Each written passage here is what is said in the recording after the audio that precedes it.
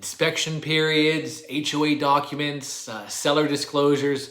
All of these things can kind of be a bit intimidating, especially if it's your first time buying a home, and even more so in this crazy market that we're in right now. But just keep in mind, these things are in place. These three things: your inspections, HOA documents, disclosures. They're all in place to inform and really to protect you as a buyer, so that you can feel confident in your home purchase. So certainly don't be intimidated by these documents, and spend time with them and with your agent to go over them. Number one, your inspection period, whether it's 7 days or 10 days or 14 days. This is your time to spend a few hours at the property and learn everything that you can, and hire your inspector, and they'll be doing their very thorough and systematic check of the property.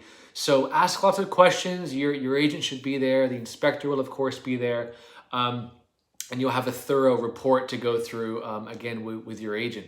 Number two, HOA documents and all the bylaws and the financial papers. If you're making a condominium or a townhome purchase, again, these things can be a little bit long and a little bit monotonous to read, but go through them, because there are things in there that may affect your desire to buy the property.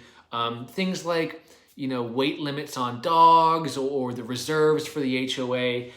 Dig into all these things. It's good to know. And it'll certainly help with clarity on the big picture and whether it's the right property for you. Number three, seller disclosures. You definitely want to get these as early on as possible. When writing an offer or contract, I usually put within 3 days of an accepted offer, kind of depending on how long your inspection period is, but I like to see them within a couple or a few days, definitely. And these are disclosures where the seller is personally letting you know what they've experienced with the property, whether they've done any remodeling, additions, whether it was done with or without permits, estimate of how old the roof is, whether they've experienced any leaks, all of these things regarding the property. And this is so important. And again, it's here to help give you the total picture as the buyer. All of these detailed things, it's almost impossible, very rare that you get these upfront before writing an offer or before having an accepted offer.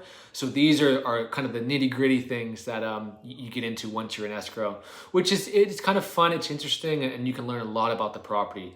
So those three components: inspections, your inspection period, your HOA documents that you will receive during the escrow period, and your disclosures that you should get pretty quickly. If you have any questions, of course, you guys know what to do.